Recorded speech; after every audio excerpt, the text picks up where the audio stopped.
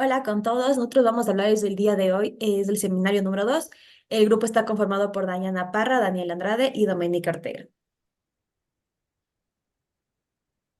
Bueno, empezando un poco viendo sobre cuál es el caso que nos tocó esta vez, tenemos lo siguiente. Lorena es una paciente femenina de 42 años de edad que acude a emergencias del Hospital Docente de Ambato debido a tener un episodio de descompensación y pérdida de la conciencia que estuvo acompañado de dolor en el pecho y dolor en el brazo izquierdo. Además, refiere de dolor abdominal agudo que se acompaña de heces negras, edema generalizado, náuseas, piel amarilla y caput medusae.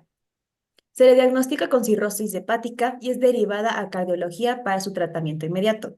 Entre los antecedentes personales de importancia se evidencia una infección crónica con el virus de hepatitis B, que fue contagiado de manera parenteral a realizarse tatuajes en un lugar con malas condiciones de sanidad. La paciente también menciona que con recurrencia ha asistido a varios grupos de alcohólicos anónimos porque su familia la presiona. Sin embargo, a esto ha tenido constantes recaídas. En la actualidad, consume bebidas alcohólicas a diarios en diferente variabilidad en cuanto a cantidad. Por último, menciona que padece de constantes dolores de cabeza y de espalda, para lo cual cada vez que siente que le empieza a doler, toma paracetamol en dosis elevadas y sin prescripción médica. Entonces, a partir de este caso que tenemos que tomar en cuenta algunos aspectos importantes para poder seguir a continuación en las preguntas que vamos a responder. Primeramente, que Lorena es mujer y que tiene 42 años de edad. Además de eso, tenemos que saber cuáles son sus signos y síntomas y podemos ver que dentro de sus signos presenta una piel amarillenta y un caput medusae. Además, se le diagnosticó con cirrosis hepática y se ve que tiene antecedentes personales que son sumamente importantes para poder saber a dónde nos estamos dirigiendo con esta paciente, lo cual tenemos, por ejemplo, la infección crónica por el virus de hepatitis B. Además de esto, viendo por la parte de contexto de su vida, vemos que ella consume a diario alcohol, por lo cual también está acudiendo a un grupo de alcohólicos anónimos, por lo cual esto ya nos da una idea de qué puede estar pasando con su hígado. Y a la vez también consume paracetamol, un medicamento que es para en sí para calmar los dolores, pero no lo toma moderadamente y sin prescripción médica. Así que a continuación vamos a responder las preguntas planteadas en base a este caso.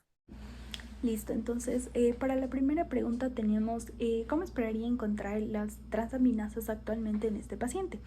Poner si piensa que va a estar bajo, normal, incrementado y justificar de manera general.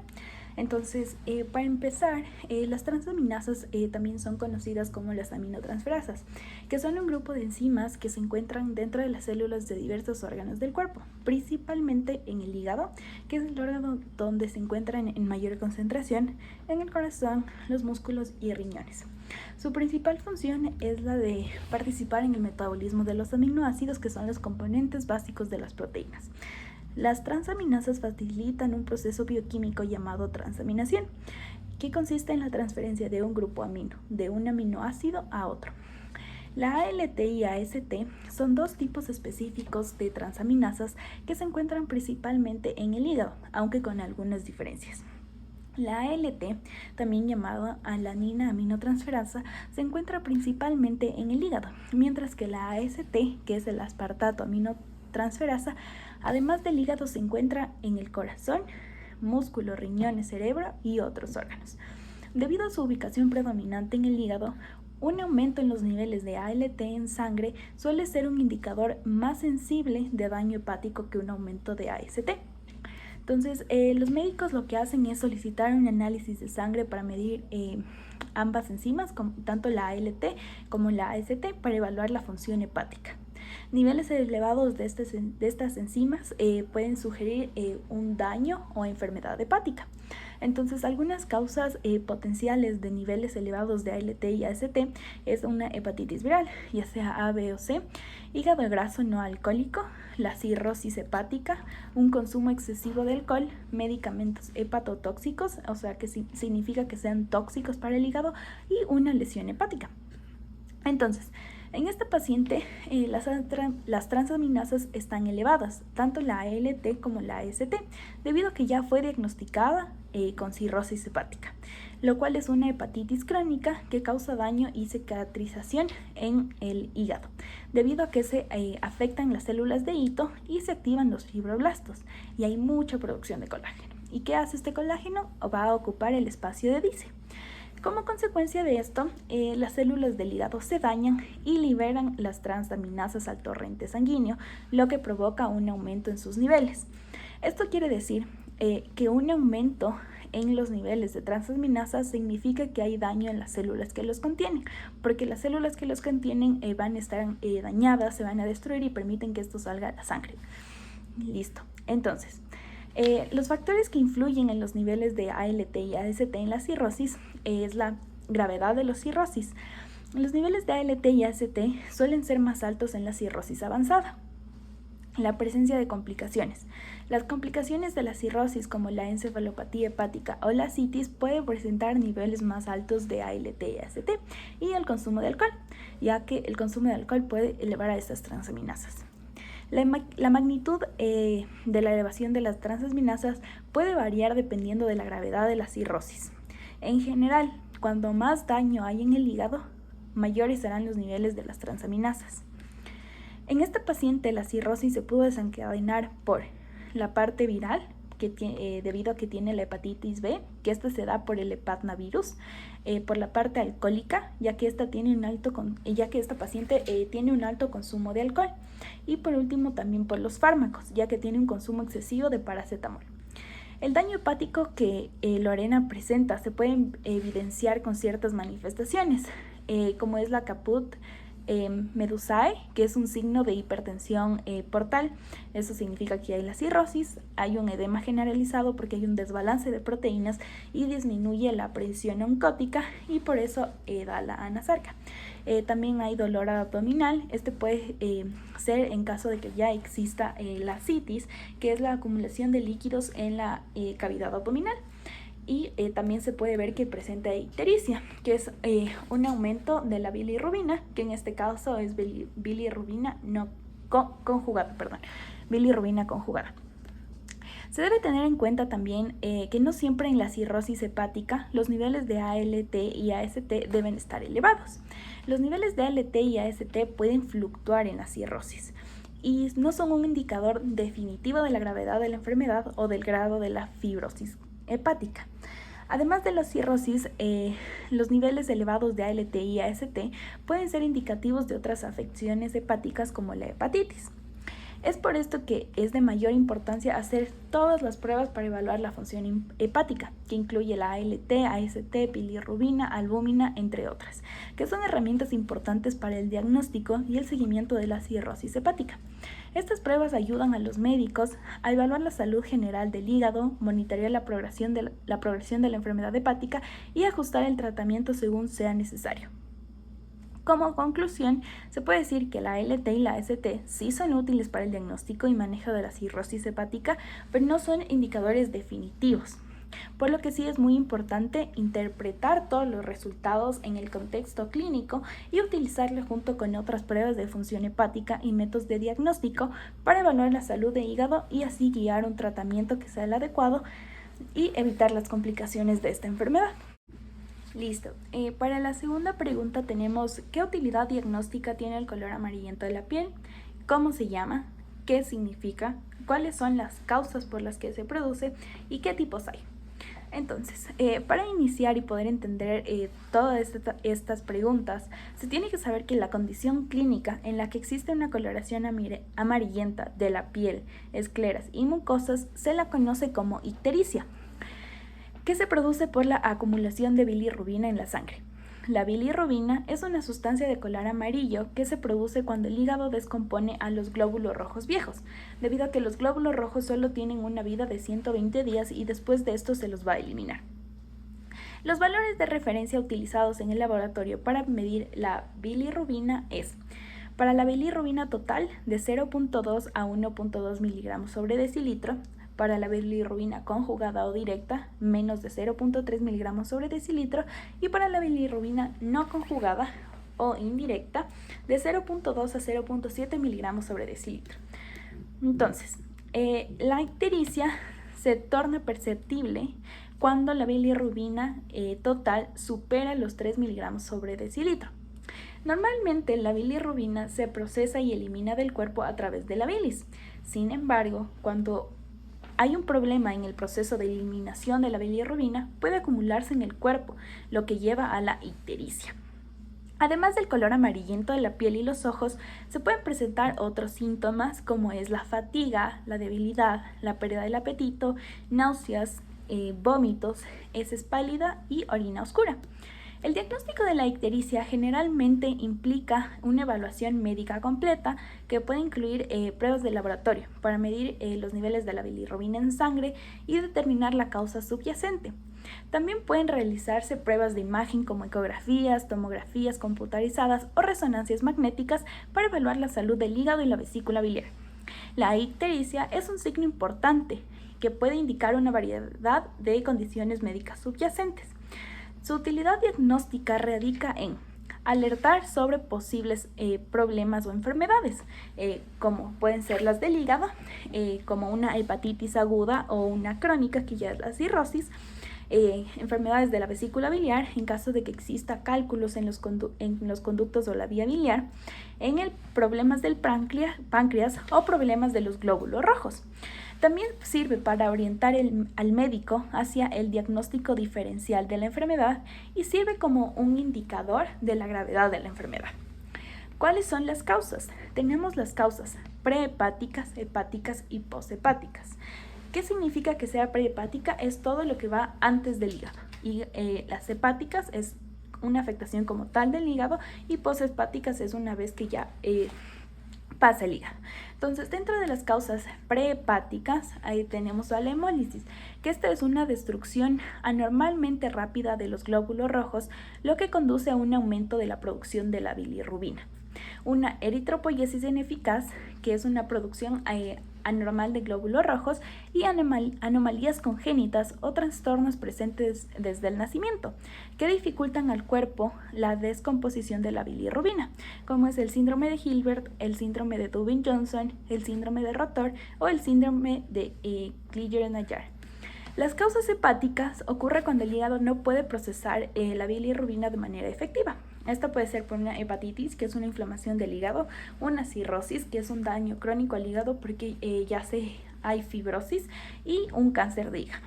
En cambio, las causas poshepáticas, también conocidas como una ictericia obstructiva, es cuando hay una obstrucción biliar, ya que puede ser un bloqueo de las vías biliares por un cálculo, estenosis de los conductos biliares, pancreatitis o cáncer de páncreas. Existen diferentes tipos de ictericia según la causa.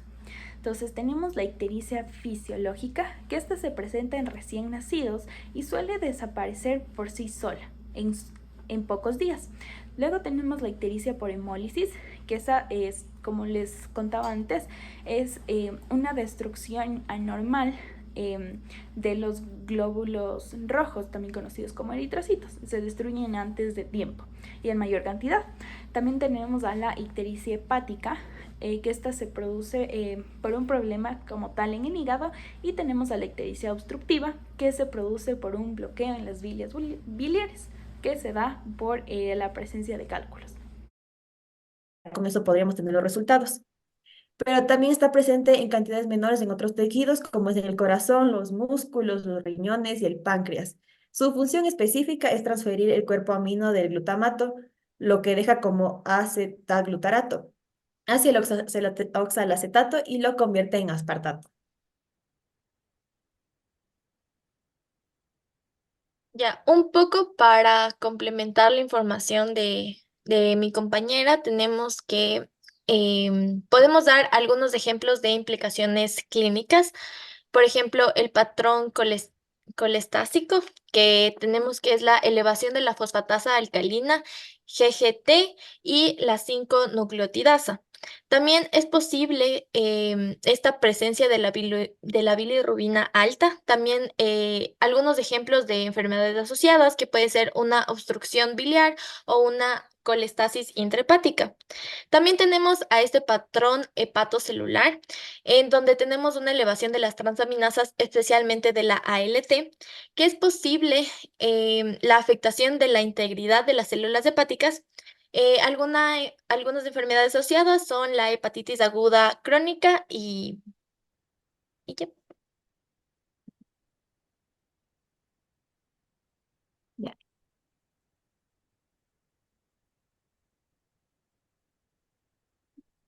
Entonces, viéndole un poco, cámbialo una pasta anterior.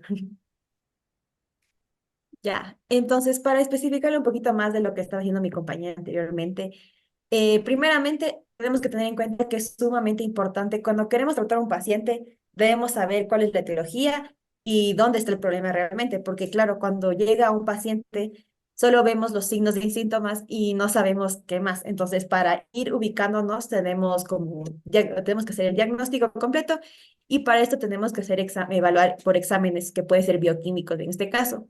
Aquí lo que se hace, como dije anteriormente, es sacar una muestra de sangre para poder evaluar.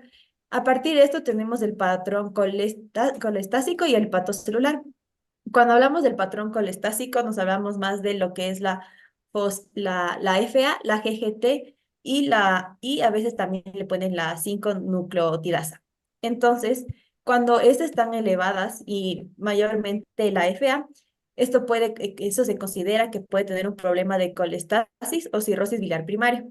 Pero en sí, o sea, esto no es como que ya es del definitivo, sino es como para acercarnos un poco más a cuál puede ser realmente el problema. En cambio, teniendo el patrón hepatocelular, es cuando tienen niveles altos de ALT y AST. En el caso de tener altos estos dos, lo que va a darnos es que puede ser una hepatitis viral aguda, una hepatopatía por alcohol, hepatitis autoinmune, una hepatopatía por medicamentos o también puede ser en algunos casos deficiencia de alfa-1 antitripsina. Ahora bien, en cuanto a nuestro paciente, podemos, de lo que observamos al principio, que tiene problemas de alcoholismo, infección de hepatitis B, altas dosis de paracetamol que consume, también está con el diagnóstico de cirrosis y tiene transaminasas altas, lo que ya vimos anteriormente un poco. Entonces, viendo esto, podemos decir que lo que más es probable es que ella cumple con el patrón hepatocelular, principalmente por lo que tiene lo que tiene consume altas dosis de paracetamol, los efectos del alcoholismo y porque tiene las transaminasas altas. Podríamos ver así como para tener una referencia general, que los valores que debe tener, los valores en el rango normal que debería tener nuestra paciente para estas transaminasas, debería ser de 6 a 34 unidades sobre litros de la AST, de la ALT debería ser de 7 a 35 unidades sobre litros, de FA de 44 a 147 unidades sobre litros y de GGT de 5 a 40 unidades sobre litros. Entonces, podríamos decir que hipotéticamente, ya que no tenemos los valores exactos, que nuestra paciente tiene alterado, tiene mayor a estos valores de la... Dentro de esto, también es muy importante tener en cuenta que cuando el daño hepático está relacionado por el alcoholismo, o sea, una hepatopatía alcohólica, la transaminasa que va a estar más elevada es la AST, que es la aspartato aminotransferasa.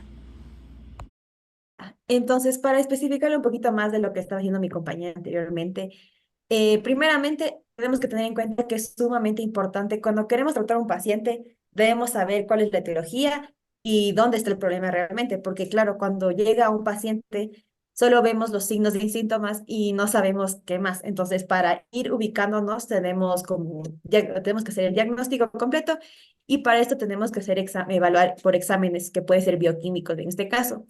Aquí lo que se hace, como dije anteriormente, es sacar una muestra de sangre para poder evaluar. A partir de esto tenemos el patrón colestásico y el patocelular. Cuando hablamos del patrón colestásico, nos hablamos más de lo que es la FA, la GGT y a veces también le ponen la 5-nucleotidasa.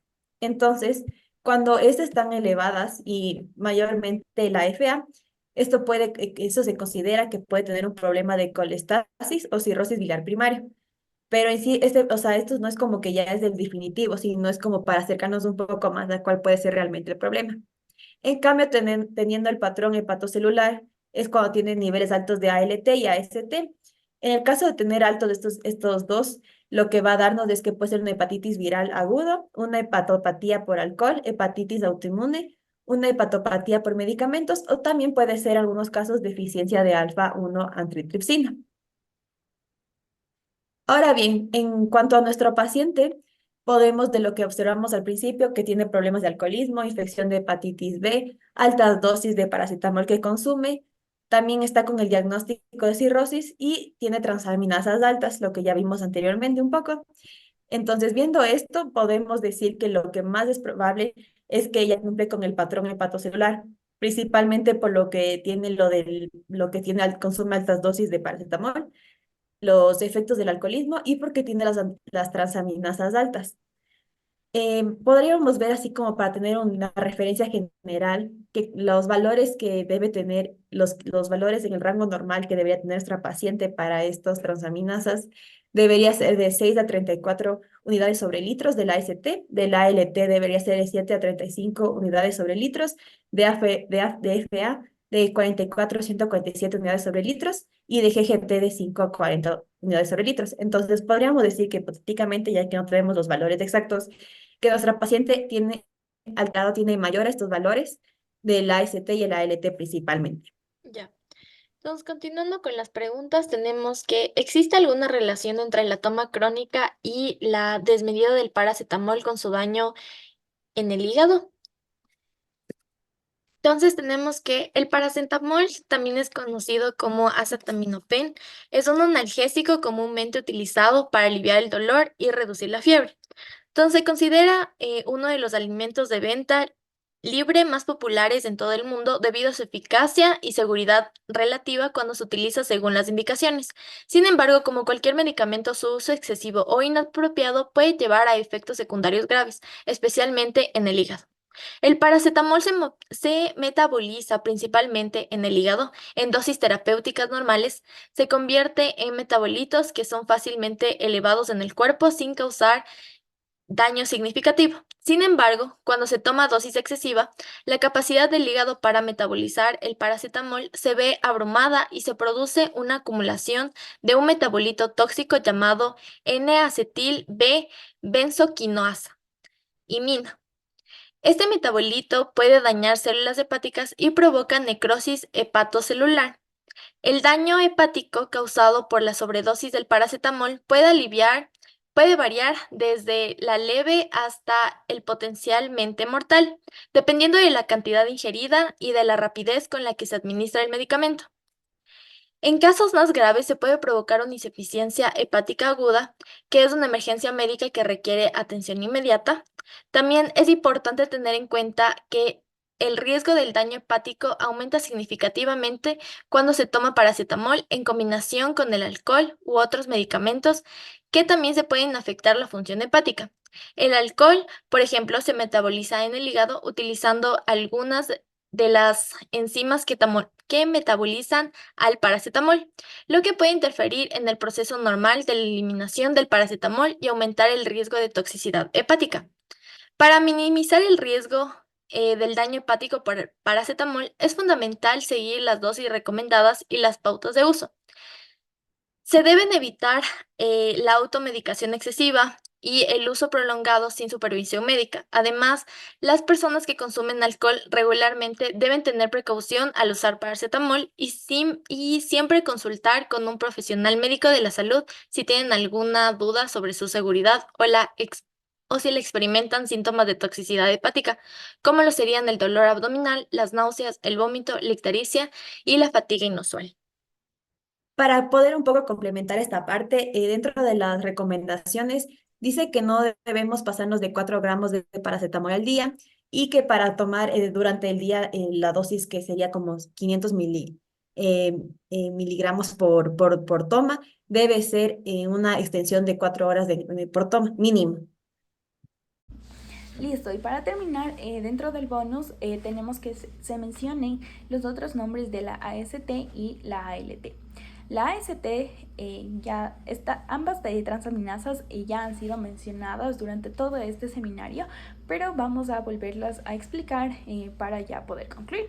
La AST, también conocida como aspartato aminotransferasa o por alguno de sus nombres como el SGOT, que es el suero glutámico oxalacético transaminasa, o la TGO, que es la transaminasa glutámico oxalacética. Es una enzima que se encuentra principalmente en las células del hígado, pero también está presente en cantidades menores en otros tejidos como el corazón, los músculos, los riñones y el páncreas. Su función específica es transferir el grupo amino del glutamato, al cual lo deja como alfa-cetoglutarato, y este grupo amino lo va a llevar hacia el oxalacetato para convertirlo en aspartato. Y luego tenemos a la ALT. La ALT, también conocida como alanina aminotransferasa o por alguno de sus nombres como el SGPT, que es sueroglutámico pirúvica transaminasa, o TGP, que es la transaminasa glutámico pirúvica. Es una enzima que se encuentra principalmente en el hígado. Esta transfiere el grupo de la alanina, la cual queda como piruvato, y ese grupo amino se le lleva hacia el alfa-cetoglutarato, al cual lo convierte en glutamato.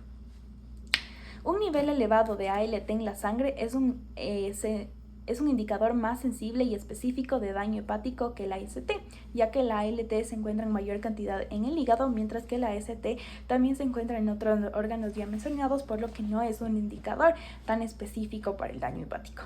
Muchas gracias.